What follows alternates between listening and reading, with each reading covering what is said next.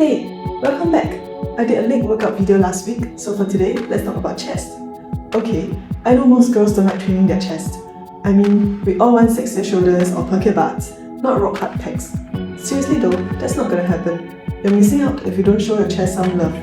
It really isn't complicated too, so let me share just 3 exercises I do for chest workouts. First exercise, the chest press. One of my favorites. It has a similar movement to the bench press, but I can push a lot harder and don't have to worry about failing.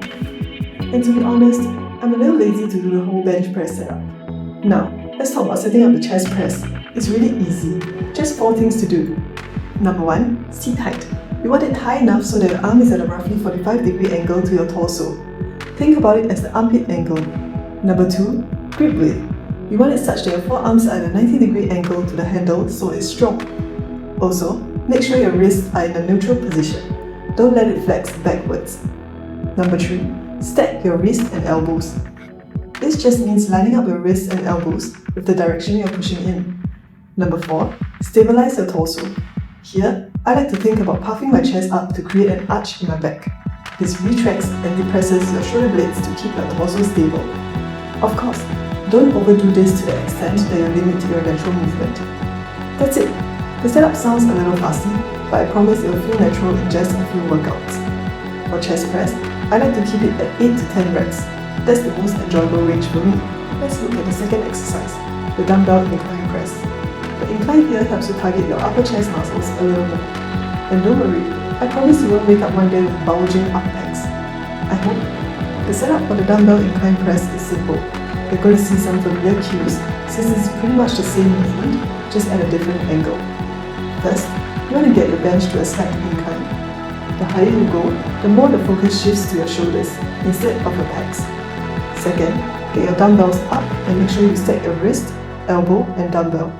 They should be aligned with the direction you're pushing in, which is straight up. This makes your push as efficient as possible. Lastly, make sure you stabilize your torso. Just like in the chest press, arch your back slightly to get your torso nice and stable. That's it, you're ready for the incline press. Now, let's briefly look at 2 common mistakes on the dumbbell incline press.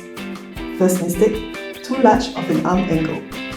Here, my elbows are going too far back, giving me an arm angle of nearly 90 degrees. This limits how much I can lower the weight, and for me, feels uncomfortable around the shoulders.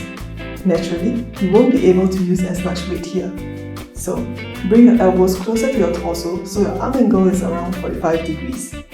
You can make minor tweaks from here based on how you feel. Second mistake, not keeping a neutral wrist position. It's quite common to let your wrist flex back on pressing exercises like I'm doing here. You might find it kinda natural when you're new to pushing movements, but take it from someone who had to deal with sore wrists. It's an issue you want to fix. Don't let the dumbbell simply sit in the middle of your hands. Instead, focus on keeping your wrist directly under the dumbbell handles. Here, you can see how this rolls the dumbbell forward and centers the handle over my wrist. And oh, remember to squeeze the dumbbell handle hard. This creates tension around your wrist for stability. For dumbbell incline presses, I like to keep my sets around 10 to 12 reps. In this rep range, I can still kick up my own dumbbells comfortably. Now for the third exercise, the machine chest fly. This adds variety to how you train your chest.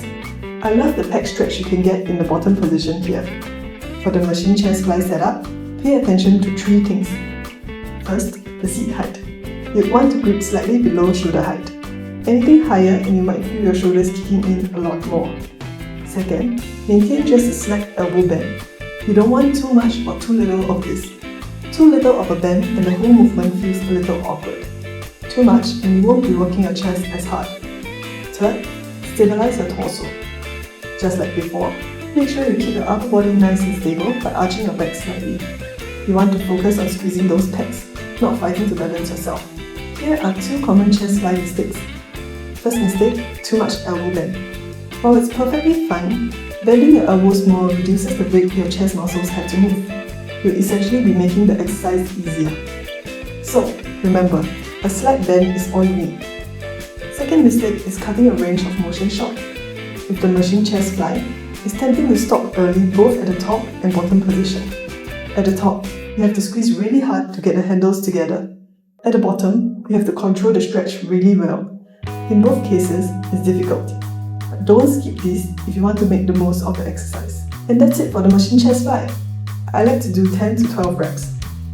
And if you're wondering about dumbbell chest flies, I don't like them as much since you don't get a good chest squeeze at the top position. The weight just kind of sits there and nothing much is going on. That's it. 3 chest exercises. To recap, I did the chest press, dumbbell incline press, and a machine chest fly.